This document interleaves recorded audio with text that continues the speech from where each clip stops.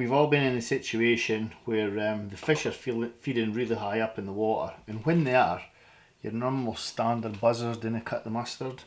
And the thing is, a buzzer will catch all year round. They're hatching off all the time. So how do we get around that? I see some flies where hackles, etc., to try and slow the fly down. However, hook choice plays a really big part in it. And this fly and the hook choice that goes with it really makes a difference. This is your slow sink buzzer, if you like. One that will sit high in the water for a very long time. It doesn't want to drop because of the materials it's used in tying it. Let's go ahead and tie it. This is the key, a check nymph hook. It's not a heavy grub hook, it's not a B175. It's actually more like a medium to light wire hook. However, the shape lends itself really well to buzzer patterns. Really well to buzzer patterns. So I'll just get him in the vise. And I'm going to start with some black tying thread. In at the head.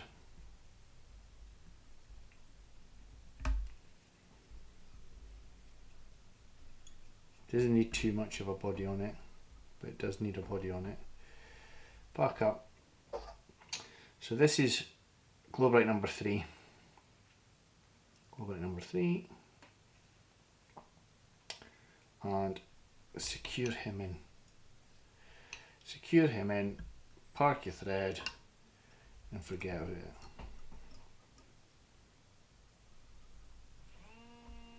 Up into the top there. Snip that off. Next thing is this clear Unimiler. Great on buzzer patterns. But people still insist on using like pearl or whatever. This, however, clear Mylar is really good. Wait till you see it. So I'm going to catch this in also. All the way down. Get all that in the bottom there. I've then got black pheasant tail. And I want quite a wide bit because the fibre's not that long. Because the fibre's not that long, I have to wind it up and touch and turn, so thicker the better. Catch it in with the tips. And then you're just trying to make sure all the tip ends are in line, like so.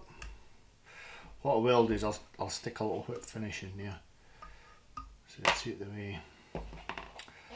I'm then going to take my pheasant tail. I might have to move this slightly, apologies. Coming up. Oh, you bugger, there's one bad one. Coming up the body.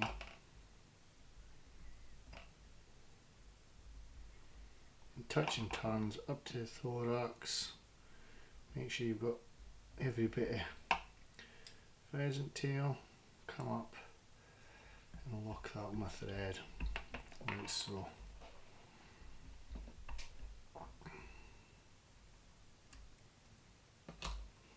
Again, I'll just give it a wee tidy up and a whip finish. Okay, so now we're going to come up in the opposite direction with the clear Mylar. Open turns and then secure that. You'll see why in a second. You can actually whip finish here.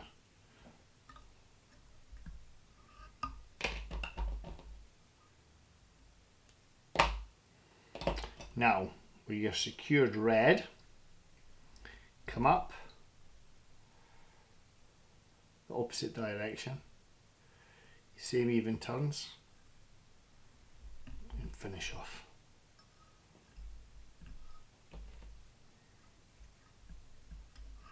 This will go really dark against the fly when it's wet. Back in with your black, covering everything up.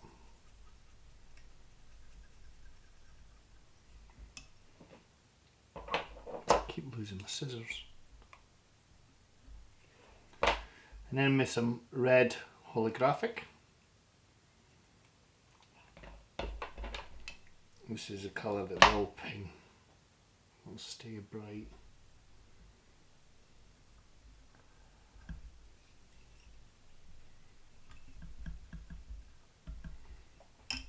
And then more pheasant tail.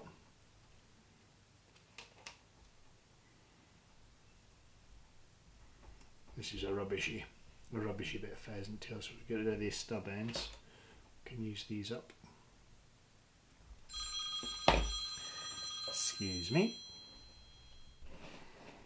So when you've got that tied in, you got to come over the stub ends.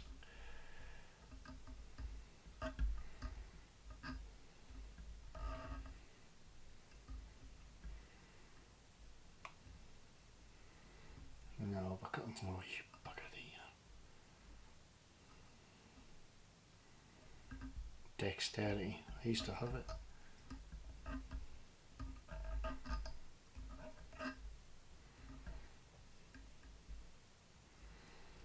That's alright, that's getting covered up. And then you want a bit of hare's ear dipping or similar. This is like hare's ear and squirrel. And you want to start at the eye or just near the eye and work back. You need some space on the eye so that you've got enough hollow showing and some space at the front for your pheasant tail fibres. Just bring this up and over, secure all, can turn it as far back on the eye as you can because you got to trim this, and then in with your scissors and then just tidy up with some wraps, tidying the head up. In with your whip finishing tool.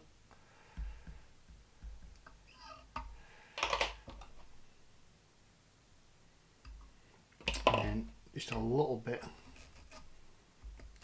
pull some of the fur out like that, and then tiny bit of varnish just to finish them off.